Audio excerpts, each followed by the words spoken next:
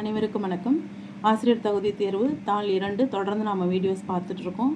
இப்போ last video வந்து 2023 February 6ஆம் தேதி ஆஃப்டர்நூன் நடந்த வீடியோ போஸ்ட் பண்ணியிருந்தோம். இப்போ வந்து காலையில் நடந்த ஃபோர்நூன் நடந்த டெஸ்ட்டோட மேக்ஸ் கொஷின்ஸ் வந்து இந்த வீடியோவில் பார்க்கலாம். 30 கொஷின்ஸ்.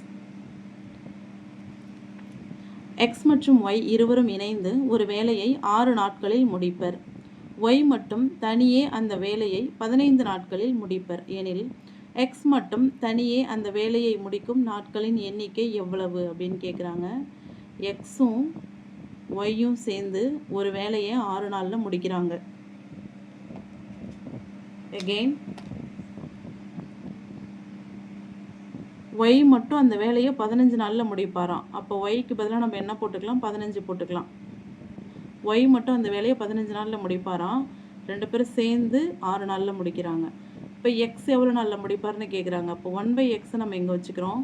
1/6 1/15 இங்கே போனால் -1/15 ஆகும். இதுக்கு நாம் எல்சிஎம் எடுத்தோம்னா 90. கிராஸ் மல்டிப்ளிகேஷன் பண்ணுறோம். ஒரு 15 15 மைனஸ் ஒரு 6 6 which is equal to 9/90 கிடைக்கும். ஒரு 9 9 10 9 90. அப்போது 1/10.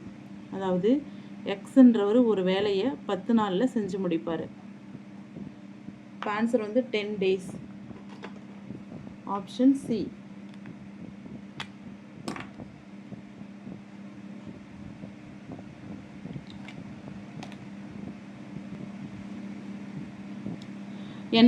பெண்கள் ஒரு வேலையை நாளொன்றுக்கு 8 மணி நேரம் வேலை செய்து 26 நாட்களில் முடிப்பர் எனில் 52 பெண்கள் அதே வேலையை நாளொன்றுக்கு 9 மணி நேரம் செய்து எத்தனை நாட்களில் முடிப்பர்? அதாவது பெண்கள், டைமு, டேஸு இது 3 கொடுத்துருக்குறாங்க.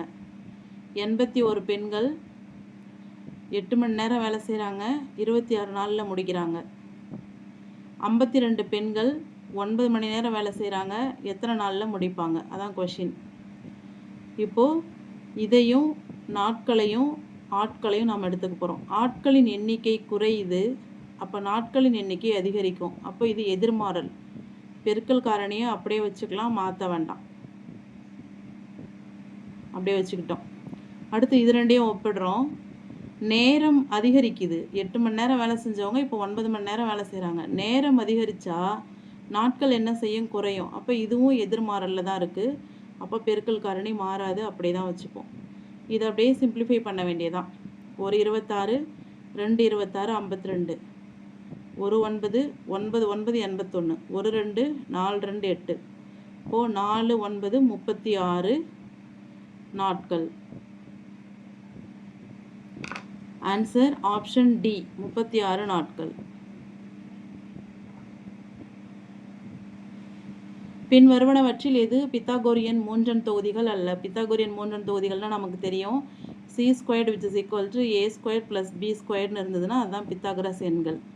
செங்கோண முக்கோணத்துக்கு நம்ம அதை யூஸ் பண்ணுவோம் இல்லையா? இதை ஸ்கொயர் பண்ணி ரெண்டுத்தையும் கூட்டினோன்னா இந்த ஸ்கொயர் கிடைக்கும். அதான் இந்த நம்பர் கொடுத்துருக்குறாங்க. இப்போ அப்படியே போடலாம். 3² 9 4² 16 which is equal to 25. 12² 144 16² 256 which is equal to 20² 400 வந்துடுச்சு. இது எல்லாமே அப்போ பித்தாகரஸ் மூன்றன் தொகுதிகள் தான். 10² 100 15² 225 25² 625 இதையும் கூட்டினா 625 வருமா? கிடையாது. அப்போ இது வந்து பித்தாகரஸ் மூன்றன் தொகுதி அல்ல. 6 6 36 8 8 64 ரெண்டையும் கூட்டினா 10 10 100 இது பித்தாகரஸ் மூன்றன் தொகுதி தான். அப்போது பித்தாகரஸ் மூன்றன் தொகுதி அல்ல அப்படின்னா ஆப்ஷன் சி. சரியான முகப்பு தோற்றம், மேல்பக்க தோற்றம், பக்கவாட்டு தோற்றம் காண்கன்னு கொடுத்துருக்குறாங்க. முகப்பு தோற்றம்னா நமக்கு பார்த்ததும் என்ன தெரியுது? இதான் தெரியுது. இதான் முகப்பு தோற்றம். இதை மேலேருந்து பார்த்தோம்னா என்ன தெரியும்? இந்த பாக்ஸும் தான் தெரியும். இதான் தெரியும். பக்கவாட்டு தோற்றம்னா இந்த சைட்லேருந்து பார்த்தா என்ன தெரியும்? இந்த பாக்ஸ் ஒன்று மேலே ஒன்று அடிக்கிற மாதிரி தெரியும். இது தெரியும். ஸோ இதுக்கு ஆப்ஷன் வந்து ஆப்ஷன் பி. இதுதான் ஆன்சர். முகப்பு தோற்றம், மேல்பக்க தோற்றம், பக்கவாட்டு தோற்றம். அரை மீட்டர் துணியின் விலை ரூபாய் 30 எனில் 8 1/3 மீட்டர் நீளமுள்ள அதே துணியின் விலை என்ன? அரை மீட்டர் 30 ரூபாய்னா 1 மீட்டர் 60 ரூபாய். இதில் ஒரு சொச்சம் இருக்குது 1/3. 3 1 பங்கு metre 60/3 which is equal to 20 ரூபாய். நமக்கு தேவை இன்னொரு 8 மீட்டர். இந்த 1/3 20 ரூபான்னு கண்டுபிடிச்சிட்டோம். 8 மீட்டர் எவ்வளோ? 1 மீட்டர் 60 ரூபானா 8 மீட்டர் 8 × 60 480 ரூபாய். நமக்கு தேவை 8 1/3 மீட்டர். 8 மீட்டர்னால் 480 ரூபாய் ப்ளஸ் இந்த 1/3 மீட்டர் வந்து 20 ரூபாய். ஒன்றும் கிடையாது, 60 ரூபா ஒரு மீட்ரு. அதை 3ஆக பிரிக்கிறோம். 3 20 60, 3ல் 1 20 ரூபா, அவ்வளோதான். இப்போ 500 ரூபாய். Option A. இதெல்லாமே வாழ்வியல் கணிதங்கள் தான். இந்த ஸ்டாண்டர்ட் டீவியேஷன் 1 2 3 4 5 6 7 8 9 9 8 இருக்குது. 9 8ஐயும் கூட்டினோம்னா 72 வரும். Divided by 9 which is equal to 8. இப்போ திட்ட விலக்கம் அப்படின்றது என்னென்னா சிக்மா, அதாவது ஆவரேஜ்லேருந்து இந்த நம்பர்லாம் எவ்வளோ டிஸ்டன்ஸில் இருக்கோ அதை கால்குலேட் பண்ணி ஆட் பண்ணுறது தான் திட்ட விலக்கம். ஆக்சுவலாக எல்லாமே 8ஆக இருக்கிறதால 0 தான் இதுக்கு ஆன்சர். ஒரே ஆவரேஜ், அதுலேருந்து எல்லாத்தையும் லெஸ் பண்ணால் 0 0 0 தான் வரும். ஸோ திட்ட விலக்கம் இதுக்கு 0.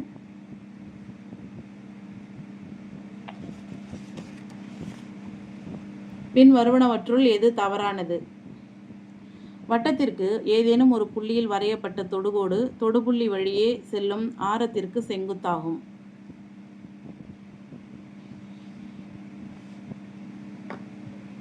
இப்படி ஒரு தொடுகோடு வரைகிறாங்க. இங்கே ஒரு புள்ளி இருக்குது. தொடுகோடு இந்த தொடுபுள்ளி வழியே ஆரத்திற்கு ஒரு கோடு வரைகிறாங்க. அப்போ இந்த தொடுகோடும் இந்த கோடும் செங்குத்தாக தானே இருக்குது. அதான் ஃபஸ்ட்டு ஸ்டேட்மெண்ட்டு கரெக்டு.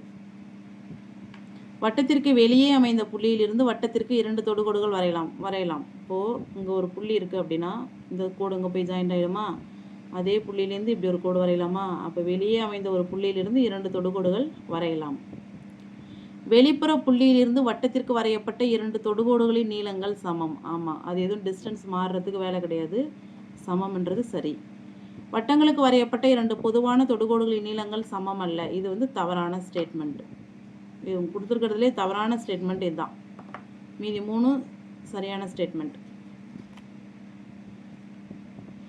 ரூபாய் 6400ஐ ஏ மற்றும் பி என்ற 2 நபர்களுக்கு 5:3 என்ற விகிதத்தில் பிரித்து கொடுத்தால் ஏக்கு கிடைக்கும் தொகை எவ்வளவு?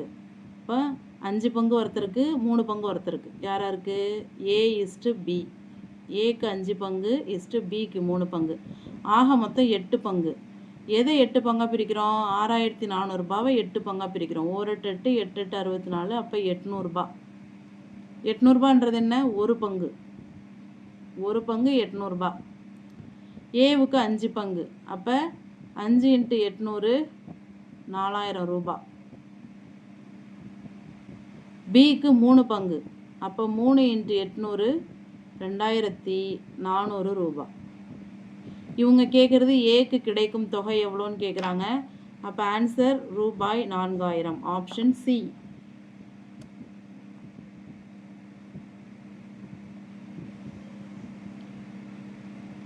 (117/20) 1ஆம் இலக்கமானது. இந்த கணக்கு நேற்றும் வந்திருந்தது, ரிப்பீட்டடாக வந்துட்டுருக்கு. இதுலேயும் ஃபஸ்ட்டு டிஜிட் எடுத்துக்கணும், இதுலேயும் ஃபஸ்ட்டு டிஜிட் எடுக்கணும். அப்போது 7/0ன்னு வரும். எதுக்கு பவரில் 0 வந்தாலும் அது வேல்யூ 1 தான். ஸோ இதை வந்து எத்தனை தடவை நம்ம மல்டிபிள் பண்ணி என்ன பண்ணாலும் அதோட ஒன்ஸ் டிஜிட் வந்து 1ஆக தான் வரும். Answer C.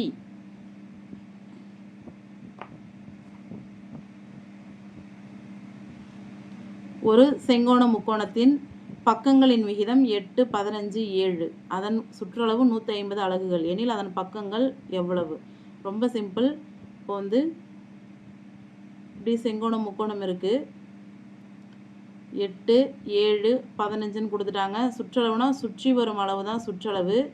இப்போ இது 3ஐயும் கூட்டுறோம். 8 7 15 15 15 30. ஆக்சுவலாக விகிதம்னாலே பங்கு. இது 15 பங்கு, இது 7 பங்கு, இது 8 பங்கு. ஆக மொத்தம் 30 பங்கு. எதை 30 பங்கு போட்டிருக்காங்க? 150. ஏன்னா சுற்றி வந்தாங்கல்ல, சுற்றி வரும் அளவு தான் சுற்றளவு. அப்போ அந்த பக்கங்களை தான் சுற்றி வந்திருக்கிறாங்க. இப்போ 150 வருது. 150 30 பங்காக போடுறோம். ஒரு 30 30 5 30 150. அப்போ ஒரு பங்குன்றது 5. ஒரு பங்குன்றது 5. இது 7 பங்கு 7 5 35, இது 5 பங்கு 5 5 75, இது 8 பங்கு 8 5 40. ஸோ முக்கோணத்தின் பக்கங்களின் அலகுகள் வந்து 40 35 75. இதுதான் ஆன்சர். இதுக்கு ஆன்சர் வந்து தவறாக கொடுத்துருக்குறாங்க. ஆப்ஷன் டி தான் கொடுத்துருக்காங்க, ஆனால் ஆன்சர் தவறு. இதுதான் கரெக்டான ஆன்சர் இந்த சம்முக்கு.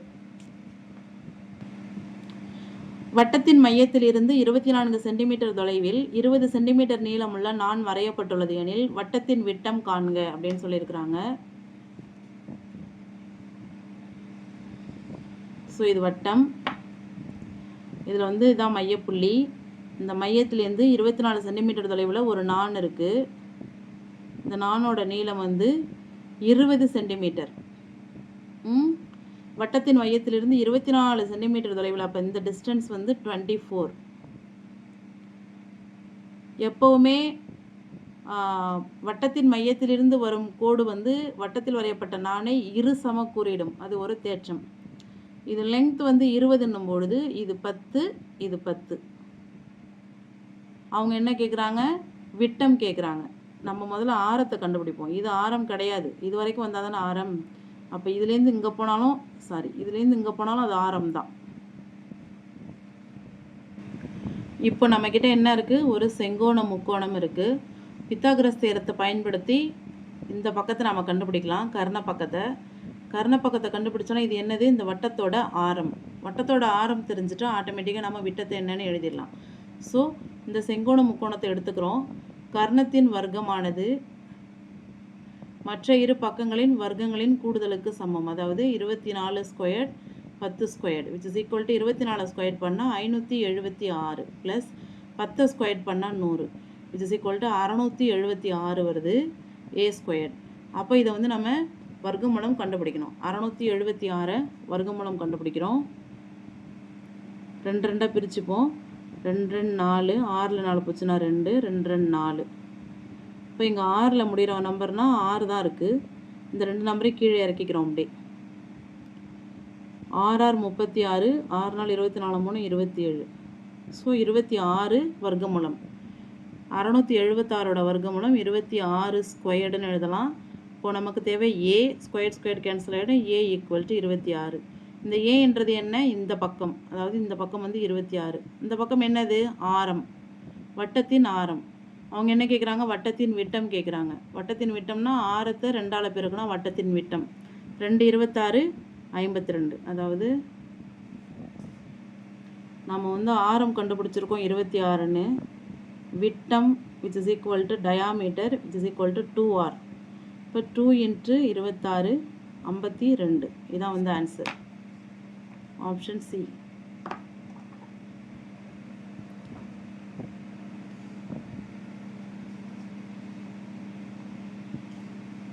P of x மற்றும் Q of x என்ற கோவைகளின் படி 5 எனில் P of x plus Q of x படியும் 5 தான். அதில் எதுவும் மாற்றம் கிடையாது.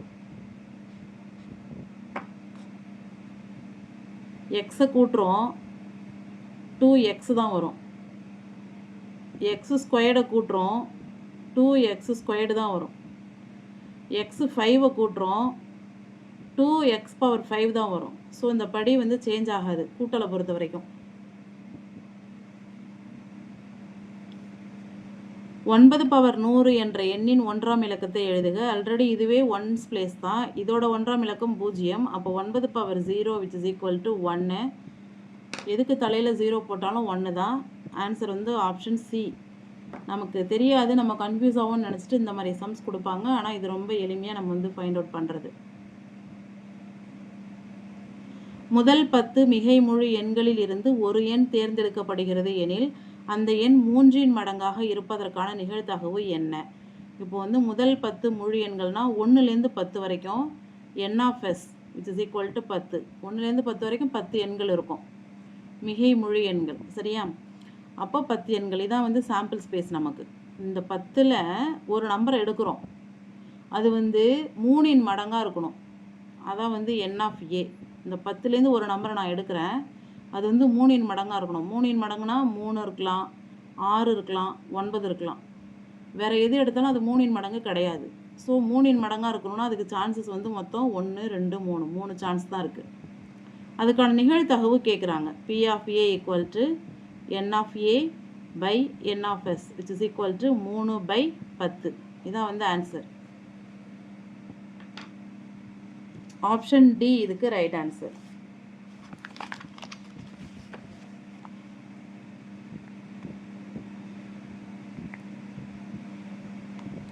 பின் வருவனவற்றுள் எது தொகுக்கப்படாத தரவு அல்ல?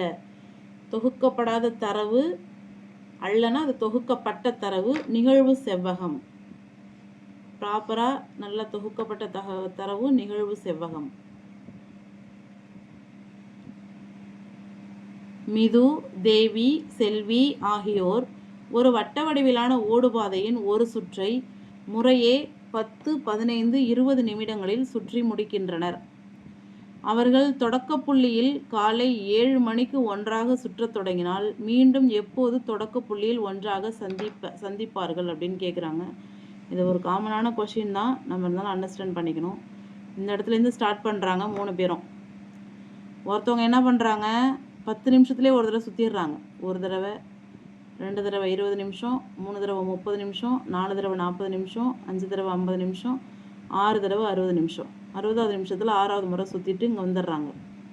15 நிமிஷத்தில் சுற்றுறவங்க 1 பாஞ்சு 2 பாஞ்சு 30, 3 பாஞ்சு 45, 4 பாஞ்சு 60. அவங்க 4வது முறை சுற்றும்போது 60 நிமிஷம் ஆகுது. அப்போ அவங்களும் அங்கே வராங்க. இன்னொருத்தவங்க 20 நிமிஷத்தில் சுற்றுறவங்க 1 20 20, 2 20 40, 3 20 60. 3வது சுற்றும் போது இங்கே வந்துடுறாங்க. அப்போ 3 பேருமே 60 நிமிடங்களில் இந்த புள்ளியில் சந்திப்பாங்க. 7 மணிக்கு தொடங்கினாங்கன்னா 7 மணிலேருந்து 60 நிமிடங்கள் சென்றால் என்ன மணி? 8 மணி. 1 மணி நேரம் இல்லையா? 1 மணி நேரம் சென்று சந்திப்பாங்க. அப்போ மணி 8. மூவரும் ஒரே புள்ளியில் சந்திப்பது. இது நம்ம பொதுவாக நம்மளோட புரிதலின் அடிப்படையில் போட்டது தான். ஆனால் 10 சுற்றுறாங்க, 10 நிமிஷத்துக்கு ஒரு தடவை சுற்றுறாங்க, 15 நிமிஷத்துக்கு ஒரு தடவை, 20 நிமிஷத்துக்கு ஒரு தடவை. அவங்களோட வாக்கிங் ஸ்பீடு வந்து மாறுது. இப்போது இதுக்கு வந்து எல்சிஎம் கண்டுபிடிக்கணும். இதை வந்து 5ஆல் வகுக்கலாம். 2 5 10, 3 5 5, 4 5 20. இப்போ எல்லாத்தையும் மல்டிபிள் பண்ணுறோம். 2 10, 10 3 30. சாரி, இது இன்னும் வகுக்கலாம். சாரி, மீண்டும் இது 2ஆல் வகுக்கலாம். 1 2 2 3, 2 2 4. ஓகேவா? 2 10, 10 3 30, 32 60. ஸோ 60 நிமிடம். 60வது நிமிடம் 3 பேருமே இந்த பாயிண்டில் இருப்பாங்க. இப்போ 60 நிமிடம்ன்றது 1 மணி நேரம். 7 மணிக்கு ஆரம்பித்தா 1 மணி நேரத்தில் மீட் பண்ணுறாங்க. அப்போ 8 மணிக்கு மீட் பண்ணுவாங்க. 2a² minus 7ab plus b² plus 6ab minus 2b² plus ab என்பது ஒரு பைனாமியல் ஈருறுப்பு கோவை. இதை நம்ம சிம்பிளிஃபை பண்ணுன்றது நமக்கு கணக்கு கிடையாது. கணக்கை நம்ம பார்த்துட்டு மோனோமியலா, பைனாமியலா, ட்ரைனாமியலா, பாலினாமியலான்னு போடணும். இது வந்து பைனாமியல் ஈருறுப்பு கோவை. 2 தொடர்ச்சியான மிகச்சிறிய 2 இலக்க ஒற்றை பகா எண்களின் கூடுதல். பகா எண்கள் 1 வராது. 3 5 7 11 13 17 இப்படி போயிட்டுருக்கு. அவங்க என்ன கேட்குறாங்க? மிகச்சிறிய 2 இலக்க. 2 இலக்கன்னும் போது இங்கே வந்துடணும் நம்ம. அதில் மிகச்சிறியது தொடர்ச்சியான 2. அப்போ இதுவும் இதோட கூடுதல் என்ன? 24. 11 13 கூட்டினோம்னா 24. Option B.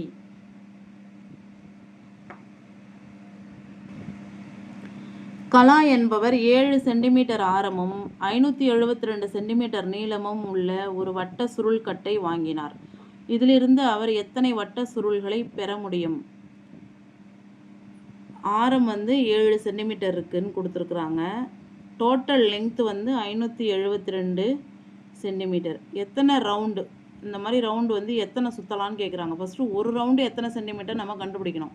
அதுக்கு சுற்றளவு கண்டுபிடிக்கணும். 2πr which is equal to 2 bike பதிலாக 22/7, ஆருக்கு பதிலாக 7. 7 7 கேன்சல் ஆகிடும். 2 22 44 சென்டிமீட்டர். ஒரு வட்டம் சுற்றுறதுக்கு 44 சென்டிமீட்டர் ஆகுது. நம்மக்கிட்ட மொத்தமாக எவ்வளோ ரோல் இருக்குது? 572 இருக்குது. அப்போ 572 44 டிவைட் பண்ணுறோம். ஒரு சுற்றுக்கு 44 ஆகுது இல்லை, அப்போ எத்தனை சுற்று வரும்னு கேட்குறாங்க. 572 டிவைடட் பை 44. ஒரு 44 44, 1 3 2, 3 44 132, 0. அப்போ எத்தனை சுற்று சுற்றலாம்? 13 சுற்று சுற்றலாம். இதுதான் ஆன்சர். எத்தனை வட்டச்சுருள்கள் பெற முடியும்னா 13 வட்டச்சுருள்களை பெற முடியும்.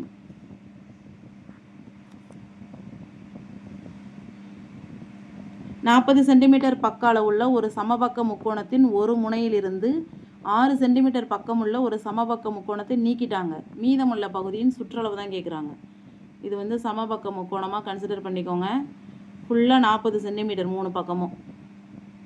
இப்போ என்ன பண்ணிட்டாங்க, ஒரு 6 சென்டிமீட்டர் அளவுக்கு இந்த முனையிலேருந்து ஒரு சமபக்க முக்கோணத்தை ரிமூவ் பண்ணிட்டாங்க.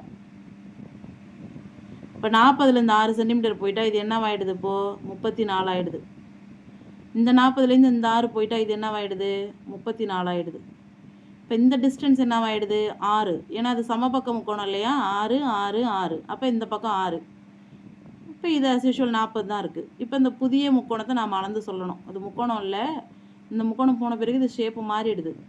இப்போ எவ்வளோ சுற்றளவுன்னு கேட்குறாங்க. மீதமுள்ள பகுதின்னு கொடுத்துட்டாங்கல்ல. இப்போ இங்கே ஒரு 34, இது ஒரு 40, இது ஒரு 34, இது ஒரு 6. இப்போ எல்லாத்தையும் கூட்டணும். 40 34 74, 6 80, 80 34 114 சென்டிமீட்டர் தான் சுற்றளவு. நம்ம ஏதோ பெருசாக நினச்சிப்போம், ஜஸ்ட் ஒரு காமன் திங் தான் அது. எந்த ஷேப்பாக இருந்தாலும் சரிதான், சுற்றளவுனா சுற்றி வரணும், அவ்வளோதான். அதான் சுற்றளவு. இது வந்து கோடிங். ஏக்கு பதில் கூட்டல், பிக்கு பதில் பெருக்கல், சிக்கு பதில் கழித்தல், டிக்கு பதில் வகுத்தல் என எடுத்துக்கொண்டால் 4b 3c 5a 30d 2ஐ கண்டுபிடிங்க அப்படின்னு சொல்கிறாங்க. 4b வந்து பெருக்கல், 3c வந்து கழித்தல், 5a வந்து கூட்டல், 30d வந்து வகுத்தல், 2. இதான் கணக்கு. 4 × 3 - 5 ப்ளஸ் 30 2ஆல் வகுத்தா 15, 4 3 12 மைனஸ் 5 ப்ளஸ் 15, 12ல் 5 போச்சுன்னா 7 ப்ளஸ் 15 22. Answer option D. 15% ஆண்டு வட்டியில் 3 ஆண்டுகளுக்கு கிடைத்த தனி வட்டிக்கும் கூட்டு வட்டிக்கும் இடையேயான வித்தியாசம் 1134 எனில் அசல். கூட்டு வட்டிக்கும் தனி வட்டிக்கும் வித்தியாசம் ஒரு தனி ஃபார்முலாவே இருக்குது.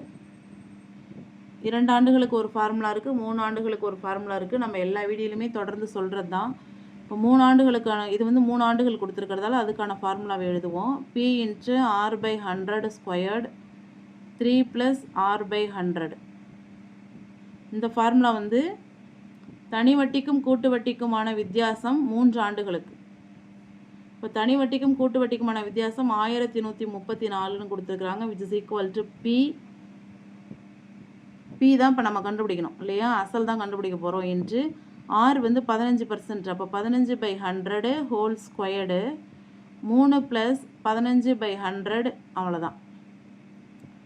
which is equal to P × 15/100 × 15/100ன்னு இதை போடலாம் ஸ்கொயர்டு இல்லையா? இதுக்கு வந்து நம்ம எல்சிஎம் எடுக்கிறோம். 1 × 100 100, 3 × 100 300, 315 315. எல்சிஎம் எடுக்கிறதுலாம் நீங்கள் எல்லாருமே நல்லா வெல்வெஸ்டாக இருப்போம். தனியாக செஞ்சு பாருங்கள். ஸ்பீடாக போகிறேன்னு சொல்லாதீங்க ப்ளீஸ்.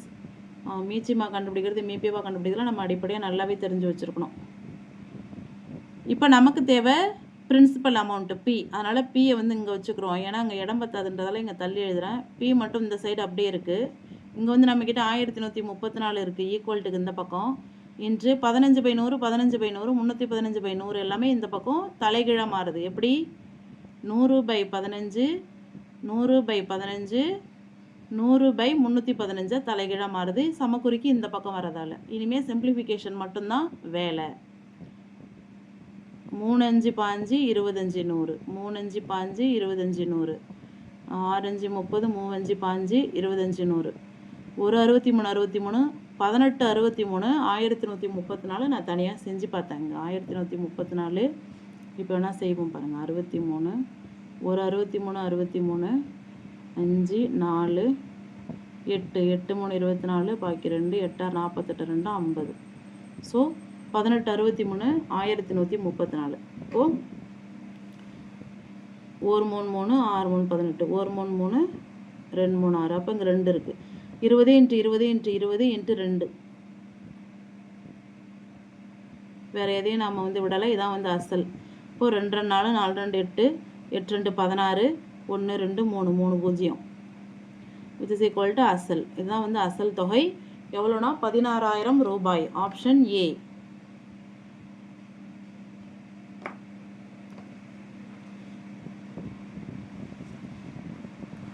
ஏழு பில்லியன் எண்ணில் எத்தனை லட்சங்கள் உள்ளன? ஃபஸ்ட்டு நம்ம பில்லியனை போடணும். 1 10 100 1000 10,000 100,000 மில்லியன் 10 மில்லியன் 100 மில்லியன் பில்லியன். எத்தனை பில்லியன்? அது 7 பில்லியன்ன்றதால 7 போட்டேன். இது வந்து பன்னாட்டு முறையில் நான் செஞ்சது, இன்டர்நேஷ்னல் மெத்தடு. ஓகேவா? இதில் நம்ம மெத்தட் என்ன? 1 10 100 1000 10,000 லட்சம் 10 லட்சம் கோடி 10 கோடி 100 கோடி அப்படி போடுவோம் இல்லையா? நான் இது வந்து நம்மளோட மெத்தடு. இப்போ வந்து இது 7 பில்லியன். அவங்க நம்மக்கிட்ட கேட்குறது இந்த 7 பில்லியனில் எத்தனை லட்சம் இருக்குன்னு. 3 0 6 0 9 0 3 0 6 0 நம்மளும் 9 0 போட்டோம். நமக்கு எங்கே லட்சம் ஆரம்பிக்குதுன்னு பார்க்கலாமா? 1 10 100 1000 10,000 லட்சம். லட்சம் வந்து இங்கே தான் ஆரம்பிக்குது நமக்கு. ஓகேவா? அப்போ இதன் பிறகு எத்தனை சைஃபர் இருக்குது? 5 சைஃபர் இருக்குது. இதுலேருந்து எத்தனை எண்கள் இருக்குது? 1 2 3 4 5 எண்கள். அதாவது 70,000. 1 10 100 1000 10,000 70,000 லட்சம். எத்தனை லட்சம்? 70,000 லட்சங்கள் இருக்குது. இந்த வாய்ப்பாடை நம்ம எழுதி இது பண்ணாலே நமக்கு சரியாக வந்துடும். இது லட்சத்தோட ஸ்தானம். இது 7 பில்லியனுக்குள்ளது. நம்ம இந்திய முறைப்படி சொன்னோம்னா இதில் வந்து 70,000 லட்சம். 7 பில்லியனில் 70,000 லட்சம் இருக்குது அப்படின்னு வந்து. ஒரு பண்ணையில் சில கோழிகளும் மாடுகளும் இருந்தன. அவற்றின் மொத்த தலைகளின் எண்ணிக்கை 77. மேலும் மொத்த கால்களின் எண்ணிக்கை 248 எனில் அப்பண்ணையில் உள்ள கோழிகளின் எண்ணிக்கை என்ன அப்படின்னு கேட்குறாங்க. இது வந்து கோழி, இது வந்து மாடு. மொத்தம் எத்தனை இருக்குது? 77 இருக்குது. கோழிக்கு எத்தனை கால்? 2 கால் 2 எக்ஸு. மாட்டுக்கு எத்தனை கால்? 4 கால் 4 ஒய். அந்த கால்களை கூட்டினா எவ்வளோ வருது? 248 வருது. இதை வந்து சிம்பிளிஃபை பண்ண போகிறோம் இப்போ. ஸோ இதை வந்து 2ஆல் பெருக்கிறோம். இந்த ஈக்குவேஷன் அப்படியே 2 × x 2x 2 × y 2y 2 77 154. இது அப்படியே எழுதிக்கிறோம். 2x + 4y 248 டிவைடட் பை இது வந்து மைனஸாக மாற்றிக்கிறோம். Plus 2x - 2x -4y + 2y -2y வரும். இப்போ 248 154. பெரிய நம்பர் வந்து 248. அதோட சைன் மைனஸ். 248ல் 154 லெஸ் பண்ணிட்டோம்னா 94 வருது.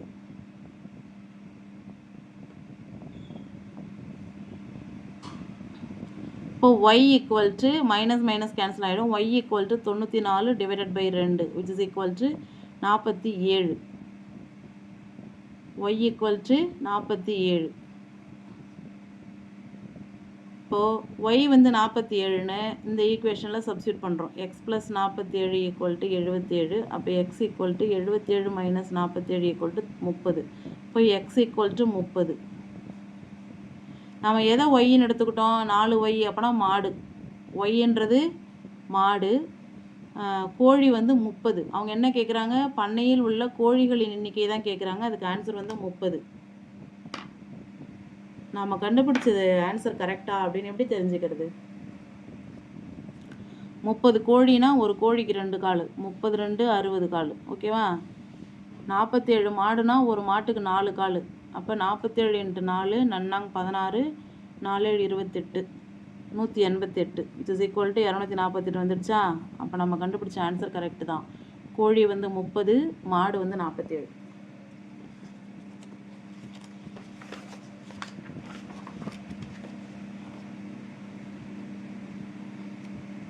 எக்ஸ் சதவீதம் ஆஃப் 600. 600இன் எக்ஸ் சதவீதம் என்பது 450 எனில் எக்ஸின் மதிப்பை காண்க. 600இன் எக்ஸ் பர்சன்டேஜ் எவ்வளோனா 450. அப்போ எக்ஸு கேட்குறாங்க.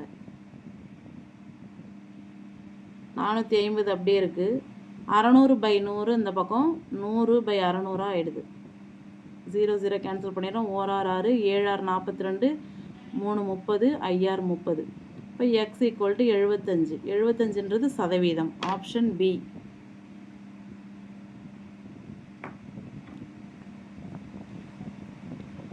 விகிதமுறு எண்களுக்கு 0 என்ற எண்ணால் வகுத்தல் டேஷ் பண்பு உண்மையாகாது. அதாவது வகுத்தலை பொறுத்த வரைக்கும் ரேஷ்னல் நம்பர்ஸில் எதுவுமே உண்மை கிடையாது. சமணியும் உண்மை கிடையாது, நேர்மாறு உண்மை கிடையாது, சேர்ப்பு உண்மை கிடையாது, அடைப்பு உண்மை கிடையாது. எந்த பண்புமே வகுத்தலுக்கு ஒத்து வராது. இது வந்து நீங்கள் கம்ப்ளீட்டாக தெரிஞ்சுக்கணுன்னா 8th ஸ்டாண்டர்ட் மேத்தமெட்டிக்ஸ் புக்கில் இருக்குது, அது பாருங்கள். ஒரு சீட்டுக்கட்டில் 52 சீட்டுகள் உள்ளன. அதில் ஒரு படச்சீட்டை எடுக்க நிகழ்தகவு. படச்சீட்டுனா என்னன்னு நமக்கு தமிழில் படித்தா தெரியல. The probability of getting a face card from a pack of 52 cards. Face கார்டுனா இப்போ 52 கார்ட்ஸ் இருக்குது. அதுலனா கிங் வந்து 4 இருப்பாங்க, குயின் வந்து 4 இருப்பாங்க, ஜாக் வந்து 4 இருப்பாங்க. இதுதான் ஃபேஸ் கார்டு. ஆக மொத்தம் எத்தனை? 12 கார்டு. இப்போ இந்த 12ல் ஒன்று தான் வரணும். மொத்தம் 52. அதில் ஒரு கார்டு எடுத்தால் இந்த 12ல் ஒன்று தான் வரும். அப்போ 12/52. இதை நம்ம எப்படி சிம்பிளிஃபை பண்ணலாம்னா 4ஆல் சிம்பிளிஃபை பண்ணலாம். 3 நாள் 12, 1 நாள் 4, 3 நாள் 12. அப்போ 3/13 தான் ரைட் ஆன்சர்.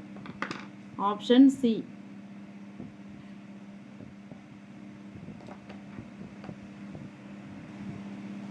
இன்சென்டர் உள்வட்ட மையம் கேட்டிருக்கிறாங்க. உள்வட்ட மையம்னா கோண இருசம வெட்டி. 3 புள்ளியுமே ஒரு புள்ளி, 3 இருசம வெட்டியுமே ஒரு புள்ளி வழியாக தான் போகணும். ஆனால் இங்கே வந்து இந்த உச்சி கோணம் வந்து இந்த இடத்துல வந்து இந்த உச்சி கோணத்தை மீட் பண்ணுது. அதனால் இதை மட்டும் கோண இருசம வெட்டியை நாம் வந்து எடுத்துக்கலாம். அப்போது அதுக்கு ஆன்சர் வந்து என். பின்றது இந்த கோணத்தை 2 சமபாகமாக வெட்டுது. ஆர் வந்து இந்த கோணத்தை 2 சமபாகமாக வெட்டுது. Q வந்து இந்த கோணத்தை 2 சமபாகமாக வெட்டுது. இதை பார்த்தா கோண சமபாகமாக வெட்டுற மாதிரி தெரில, பிக்சரில் ஏதாவது மிஸ்டேக் இருக்கும். பட் இந்த இடம் வந்து 2 புள்ளிகள், கோண இருசம வெட்டிகள் 2 சந்திக்கிற இடம். அதனால் இது வந்து என் தான் வந்து இதுக்கு ஆன்சர்.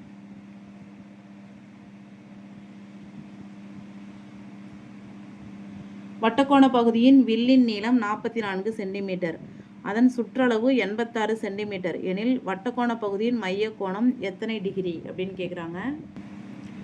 நமக்கு வந்து இதில் வில்லின் நீளம் கொடுத்துருக்குறாங்க, சுற்றளவு கொடுத்துருக்குறாங்க, வட்டக்கோண பகுதியின் மைய கோணம் கேட்குறாங்க.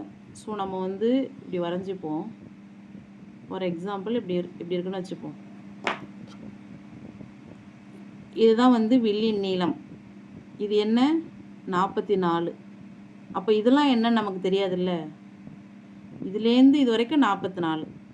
அடுத்தது சுற்றளவுனா இதுவும் சேரும் இதுவும் சேரும். அதாவது ஆர் ஆர் அப்புறம் வில்லின் நீளம். ஓகேவா?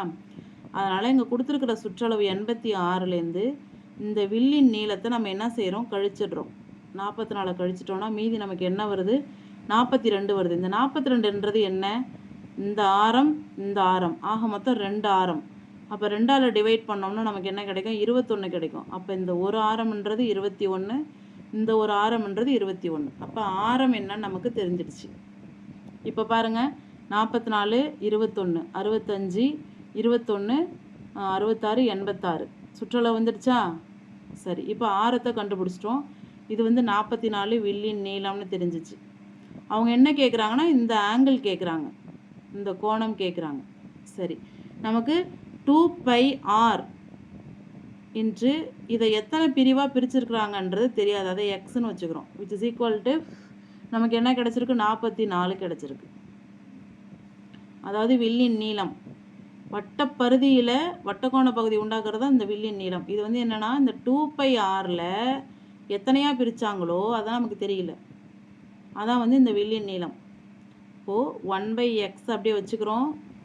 2 இருக்குது, π 5 வந்து 22/7, R வந்து இப்போ தான் கண்டுபிடிச்சோம் 21ன்னு, which is equal to 44. 1 7 7 3 7 21. 2 22 44 into 3 which is equal to 44. இங்கே பெருக்கல்ல இருக்கிற இந்த வகுத்தலில் இருக்கிற எக்ஸ் இங்கே வந்து என்னவாயிடும், பெருக்கலுக்கு வந்துடும். இப்போது எக்ஸ் மட்டும் இங்கே இருக்குது, 44 பெருக்கல் 3 இங்கே இருக்குது, இங்கே பெருக்கல்ல இருக்க 44 இங்கே வந்துடும். இப்போது ஈஸியாக அடிச்சிடலாம் நம்ம. இப்போது எக்ஸ் ஈக்குவல் டு 3, அதாவது என்ன 1/3. எதை 1/3 போடுறாங்க, வட்டத்தின் சுற்றளவை 1/3 போடுறாங்க, அதாவது 3ஆக தான் பிரிச்சிருக்கிறாங்க. வட்டத்தை எத்தனையாக பிரிச்சிருக்கிறாங்க, 3ஆக பிரிச்சிருக்கிறாங்க. வட்டத்தின் மொத்த கோணம் 360 டிகிரி, அதை 3ஆக போட்டால் ஒரு பங்கு கோணம் என்ன வந்துடும், 1 3 3 2 3 6 0, 120 டிகிரி வரும். அப்போ இந்த ஆங்கிள் 120, இந்த ஆங்கிள் 120, இந்த ஆங்கிள் 120. இப்போ மையக்கோணம், இந்த வட்ட கோண பகுதியின் மையக்கோணம் எவ்வளோ, 120 டிகிரி. Option A. இந்த தீட்டாவை வச்சும் இந்த கணக்கை சார்ட் அவுட் பண்ணலாம். எப்படின்னா θ/360, ஏன்னா இந்த 360 எத்தனையாக பிரிச்சிருக்கோன்னு தெரியல, அந்த கோணம் தான் நமக்கு வேணும். இன்ட்டு 2πr எவ்வளோ, 44. θ/360 into 2 into 22/7 into 21 which is equal to 44. இப்போ அதே மாதிரி சிம்பிளிஃபை பண்ணுறோம். 1 7 7 3 7 21. இப்போது θ/360 2 22 44 into 3 which is equal to 44. நமக்கு தேவை தீட்டா. தீட்டாவை இங்கே வச்சுக்கிறோம். இங்கே வந்து 44 பெருக்கல் 3 இருக்குது, இந்த 44 இங்கே வகுத்தலாக வந்துடுது, விச் இஸ் ஈக்குவல் டு இங்கே கீழே இருக்க 360 இங்கே போயிடுது, ஈக்குவலுக்கு அந்த பக்கம். ஸோ 44 44 ஸ்ட்ரைக் பண்ணிடும். மீதி 3 தீட்டா நம்மக்கிட்ட இருக்குது. நமக்கு தேவை தீட்டா. இங்கே 360 இருக்குது, இந்த 3 வந்து இங்கே டிவைட் பண்ணுது. அப்போ 1 3 3 2 3 6 0. அப்போ தீட்டா ஈக்குவல் டு 120. இப்படியும் கொண்டு வரலாம், இப்படியும் கொண்டு வரலாம். ரெண்டு மெத்தடுமே சரி, நமக்கு ஆன்சர் வந்து சரியாக வந்துடணும். ஸோ இது வந்து 6ஆம் தேதி நடந்த மேக்ஸ் எக்ஸாம் மார்னிங் செஷனோட வீடியோஸ் வந்து இப்போ நம்ம போட்டிருக்கிறது. நாளைக்கு வந்து இதே 6ஆம் தேதி நடந்த எக்ஸாமோட English video, psychology and science, 7ஆம் தேதி சயின்ஸு 6ஆம் தேதி சயின்ஸ் ரெண்டுமே வந்து நாளைக்கு கண்டிப்பாக ஒரு வீடியோவாக போடுவோம். தொடர்ந்து வீடியோஸ் பாருங்கள். தேங்க்யூ.